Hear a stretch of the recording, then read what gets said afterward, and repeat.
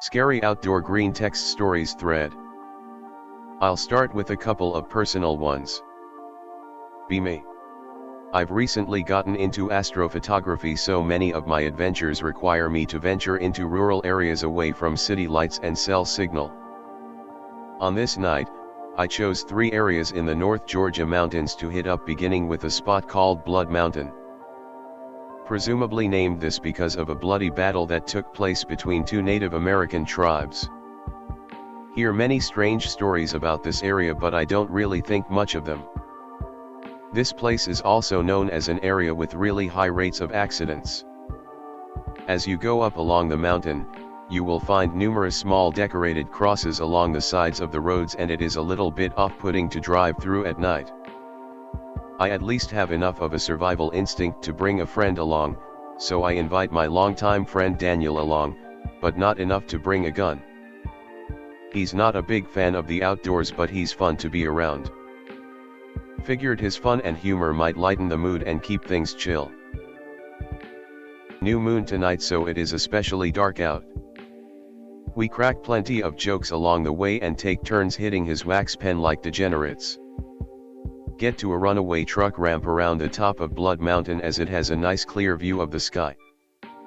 Pic related. dumviews.png. The weed makes the night sky look extra gorgeous. We're having fun identifying some constellations and galaxies when all of a sudden we hear a very faint blood-curdling scream. Sounds like it was coming a little ways away from us. It sounded as though a woman was being mauled to death. Daniel turns pale and looks like he just shit himself. Anon. What the fuck was that? My paranoia briefly skyrockets before I realize we are in an area with lots of cougars. Sounds like a cougar that really wants to fuck tonight, I reply. Reassure him that cougars are notorious for screaming like banshees when they're in heat. Reminds us of the time one of our friends tried to sleep with a much older woman and the chill vibes somewhat return. My paranoia lingers a bit and we decided to move on to our next location called Popcorn Overlook. I had downloaded a map of the area via Google Maps, so it was easy to set the next location and get going. I had gone from Blood Mountain to Popcorn Overlook for a separate adventure during the daytime, so I vaguely know the way, but it is harder to make it around the roads at night. Google Maps wants me to take a different route than before.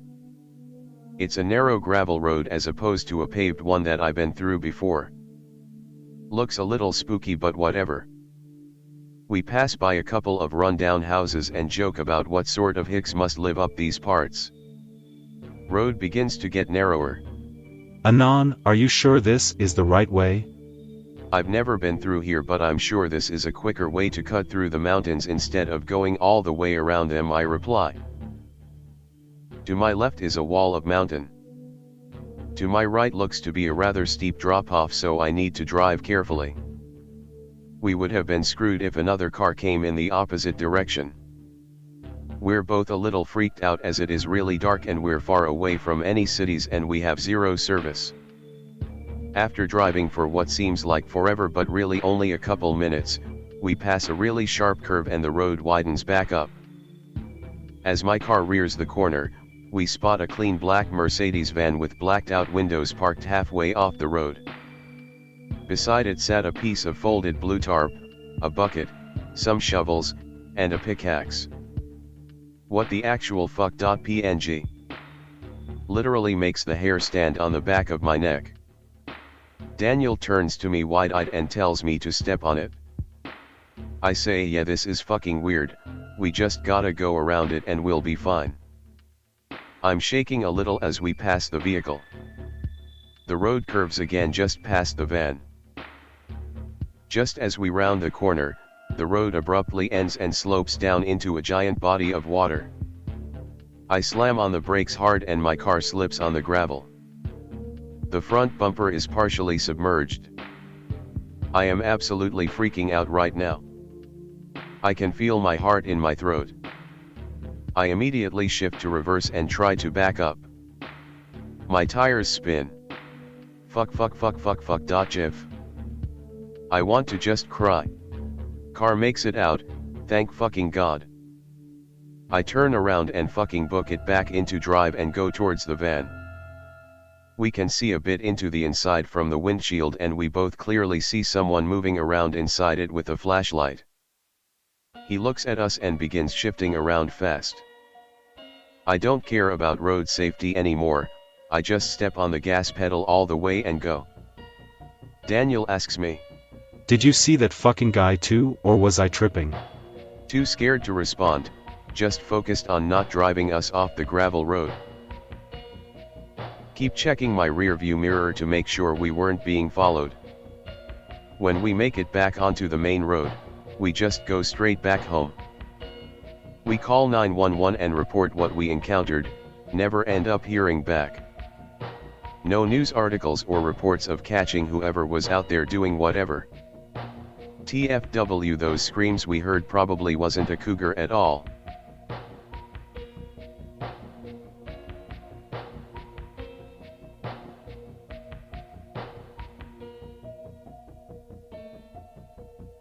Second story. Be me and a group of 3 friends. Bigger group, bigger balls I suppose. Daniel again, my childhood friend Taylor who enjoys spooky experiences, and Ben who is a rowdy frat boy I met in college. Embarking on another stargazing adventure. This time to a place called SCULL Shoals Falls. I sure am great at picking the creepiest sounding locations. Not sure about the origin of the name for this one. Heard it was because someone found a pile of skulls in some abandoned ghost town here but haven't found any verifiable proof of it. We park along the side of the road and venture into what looks like a park.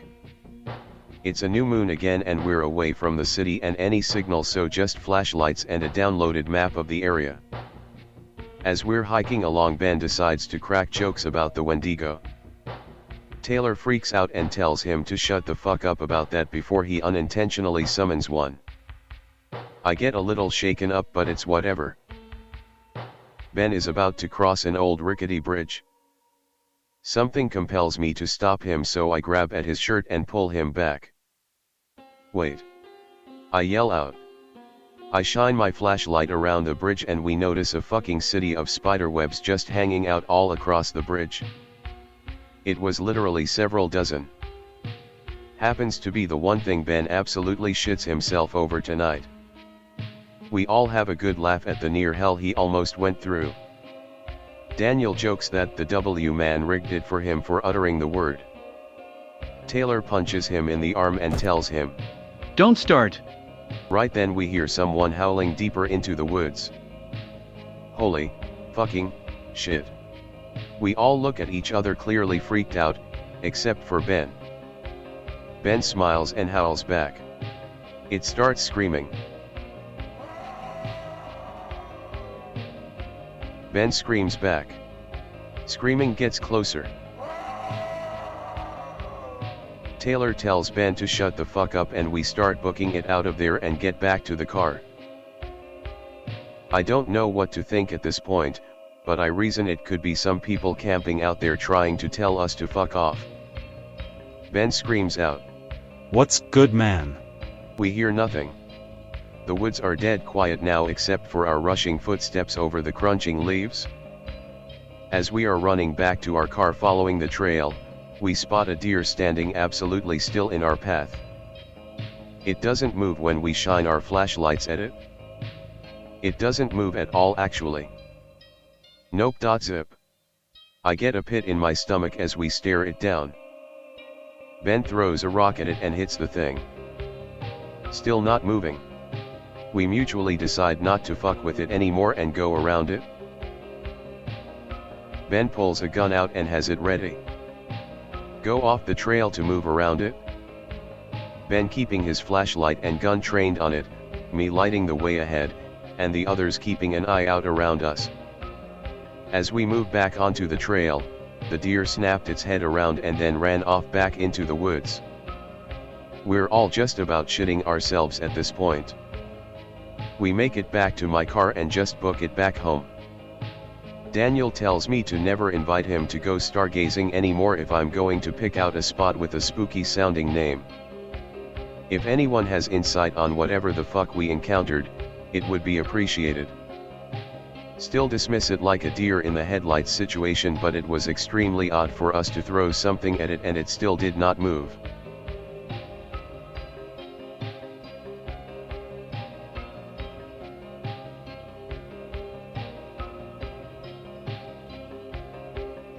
Last one. Be me and my roommate Alex and his GF Mary. We decide to try out randonauting at 2 AM. For those who don't know, weird fucking app that gives you coordinates to explore based on your intention on what you want to find or something. Decided would be fun to manifest spooky because nothing happens in our city. Gives us some buttfuck coordinates deep in the woods of a park we go to sometimes. We hop into Alex's car and make our way there. We begin walking and hypothesizing about what we would encounter and then being skeptical about whether this app will even work at all. Eventually make it to the coordinates and we sit around. Nothing. What a flop! We decide to keep going. We suddenly see someone else carrying a flashlight wandering around in the distance. We freeze and turn off our lights. Whoever it is, shines its light in our direction and begins running towards us. Oh fuck no .png. We all immediately run back the way we came. We walked far but we don't stop. I make the mistake of turning around and see their light a little closer than before. I tell the others he's gaining on us. We make it back to Alex's car and fucking get the hell out of there. All of us were surprised and wondering what the fuck just happened. Never going randonauting 2 AM ever again.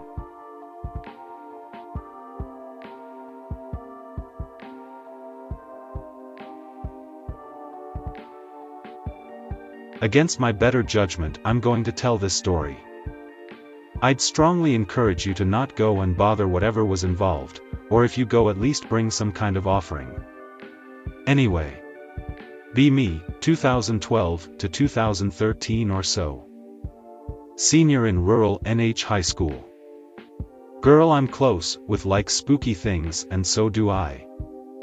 We head out in the middle of the night and visit creepy graveyards, reportedly haunted sites, interesting areas.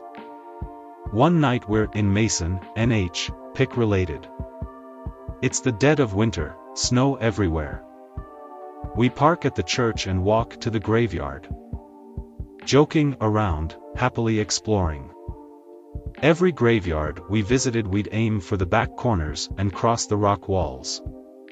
Our rationale was that in the olden days people who'd done something wrong were buried just outside of hallowed ground in unmarked graves, so that's where we'd find the most activity. As we're walking towards the back corner, just the two of us, I'm suddenly struck in the chest. Hard enough to almost be bowled over. Stagger back. Almost knock her over, she's like half my height. Shock, look up. Tall dark figure that 100% wasn't there before standing behind the rock wall we were heading towards. This was like 50 feet away, they couldn't have hit me. I get in front of my friend. She's small, must protect. Insist on leaving. She stays long enough to mutter an apology, then we hightail it out of there. One of the scariest experiences of my life, and nothing really even happened. It's true what they say, if you go looking for something you're bound to find it. I really have to go back and revisit the graveyard one day. It was one of the things I encountered that really stuck with me.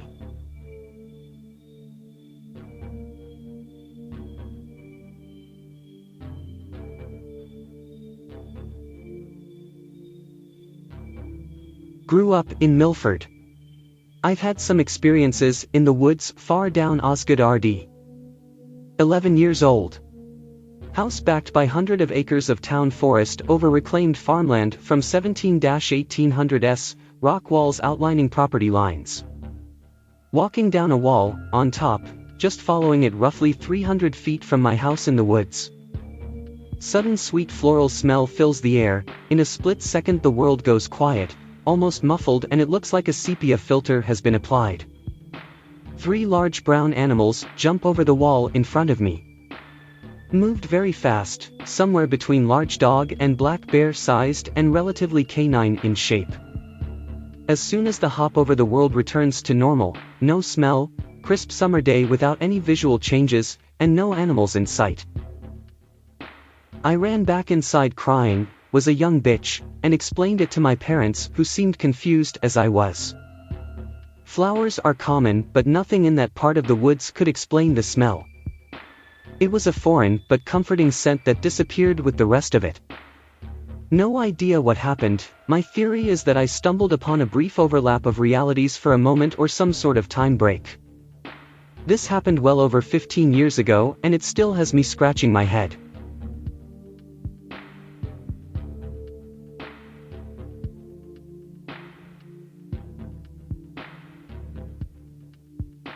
Reposting some green texts I wrote a few months ago about these experiences cause fuck rewriting them. Got a personal experience to share, would love some input on what you guys think I saw.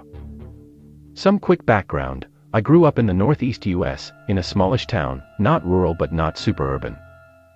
Our house was in a more hilly and wooded area of the town, a few miles from downtown, old farms around, postcard New England woodland.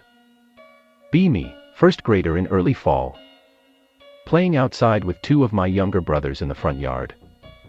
Around 6:30 to 7 p.m., kind of dusky. Mom calls us in for dinner. We run up to the front porch leading to the front door, and I had a rubber snake toy in my hand. Whip it behind me into the grassy central part of the yard, had a wraparound driveway with a yard in the middle. Me and brothers turn around to watch how far it went. Kobe. Crash plan. See where it landed. See a shadowy black-looking figure standing exactly where the snake landed. Approximate 3 to 4 feet tall, half blended in with the dusk, glowing orangish eyes staring right at us.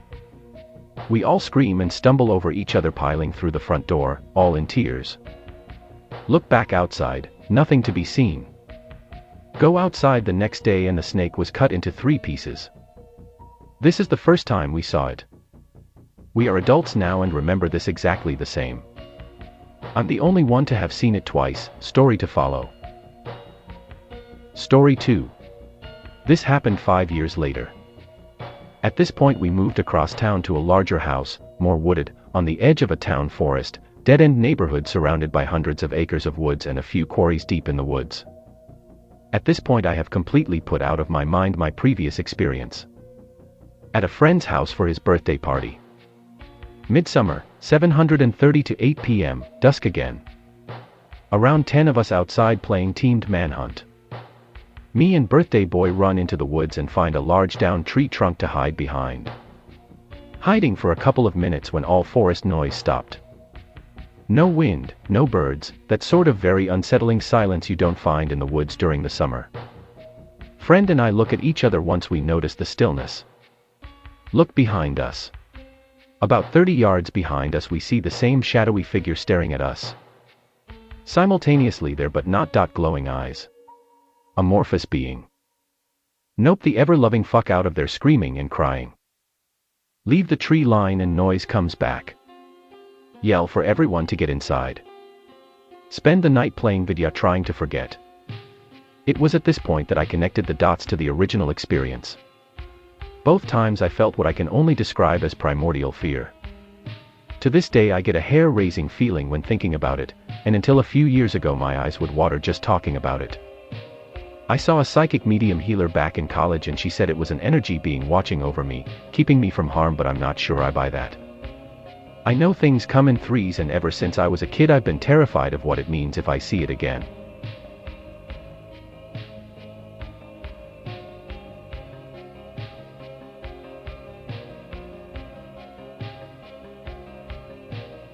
Not particularly scary, but it's the only remotely paranormal thing I've ever experienced and tripped me out for a while when it happened. Thanksgiving 2019. Driving to my aunt's place in the Ozarks in southern Missouri, gray and rainy the entire day, no break in the clouds at all that I can see in the entire 6-hour drive. Few miles outside Branson West, nearest gas station is like 10 minutes away and I have to piss like a racehorse. pull off on the side of the road to piss off, chance a cop will see if I do it right next to the road, and small town cops in southern Mo are piles of sticks and would definitely get me slapped with an indecent exposure charge. Walk about 50 yards into the woods, looking back every 10 steps to see if I can still see my truck. Opens up to a small clearing, maybe 10 feet across. Notice I don't smell the rain anymore. Ground I'm standing on is dry. Look up, not a single cloud in the sky. Freaking out because nothing out here should be dry when it's been raining for 2 days. Turn around and book it back to my truck. Sky's gray and everything is wet when I get back. Risk it and just piss on the side of the road. Rest of the day passes without incident.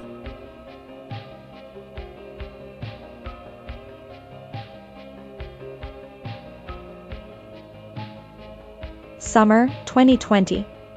Live in CO, me and Buddy, who were both laid off because of Corona, decide to go on a 22 or so mile hike in the mountains on a fairly well-mapped trail at about 12k elevation. We'll be out for 2 nights.